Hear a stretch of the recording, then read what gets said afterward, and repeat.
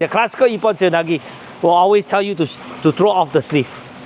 Right? And you see all around the world, people throwing Seoi-Nage like this. Or practicing Seoi-Nage like this. But the irony is that in competition, it's almost never done like this.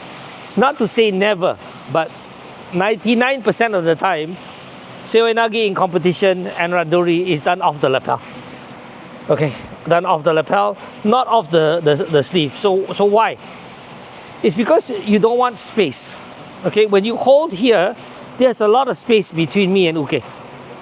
And space, if I come in, you see, there's still a lot of space. Even if I pull very hard, there's a lot of looseness.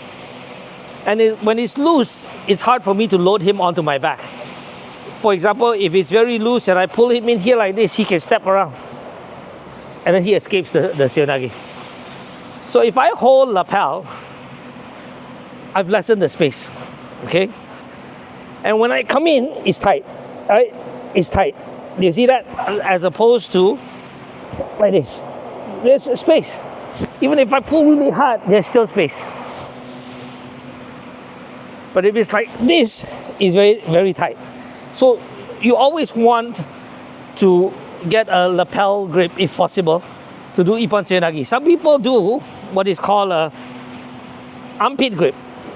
Some people, Koga, the great champion Koga, likes to do it off the armpit. But not many people feel so comfortable doing this. This is more conventional. Just get a good solid lapel grip. Okay, so how do you grip? Do you just grip like this? I like to grab a bunch of the gi. This gives me more control.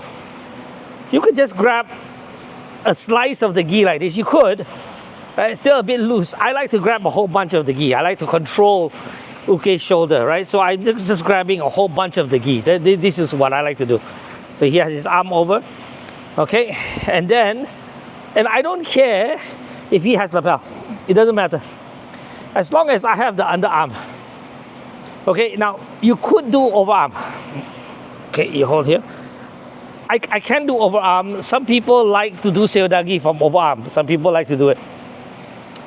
I personally prefer underarm because underarm, I can force him up. Okay, even if he holds on, I force him up. Yeah, his arm is forced to go up. Right? Whereas if his arm is down here and he's strong, and I do this, he doesn't go up. The arm is still there to block me. You see? I can do this, it doesn't go up. And it's still there to block me.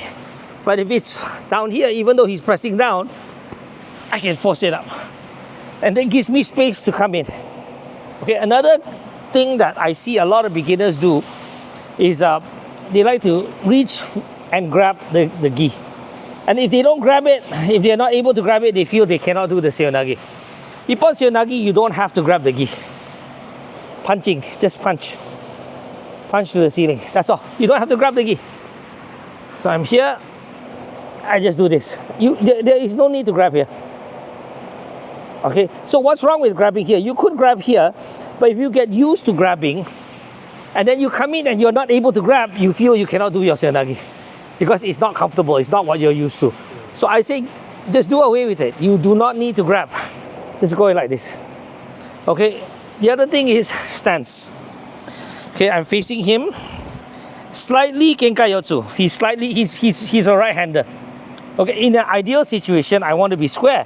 But in judo, usually your opponent will not stand square. So we are slightly Kenkayotsu with my left leg slightly forward. Not extreme Kenkayotsu. Right, like this, it will be hard to do Seoi-Nage. I'm trying to make it square, but he's slightly right leg forward, slightly left leg forward. Okay, this leg, where does this leg want to go? It wants to go here. It wants to go here. And I will turn like this. Like this. So it's a lunging kind of movement. This is the ideal lunging kind of movement. Look at this. What's a common mistake? Not enough rotation. You ask a lot of beginners to do Seoi-Nage, they'll be like this.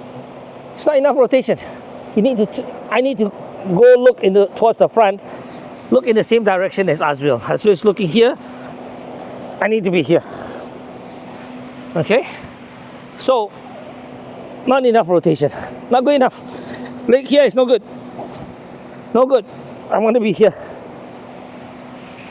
I want my hips in deep. It so happens that Azrael is taller than me. But let's say Azrael was shorter. If you can squat a little bit, he's shorter than me. How am I going to lift him? That's where I got to go in. I got to go in. Okay, stand up, right? Okay, do you understand? So you're taller, like Man, you're taller than everybody else. You're going to be taller than him.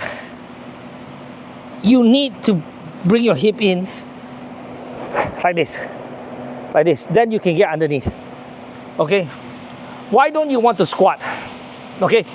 In all the textbooks, in all the YouTube videos, people come in and they squat. And that seems to be a solution to getting underneath as well, right?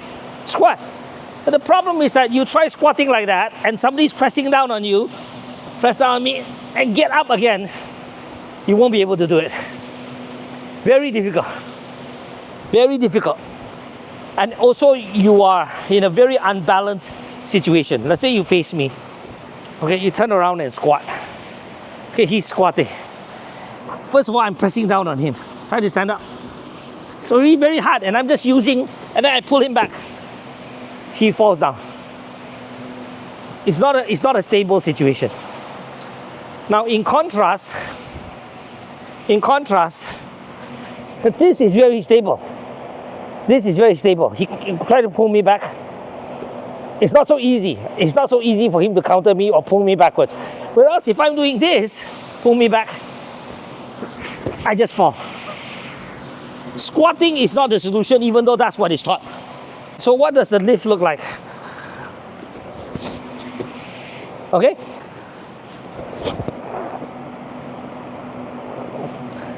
This is what you want. That's the ideal situation.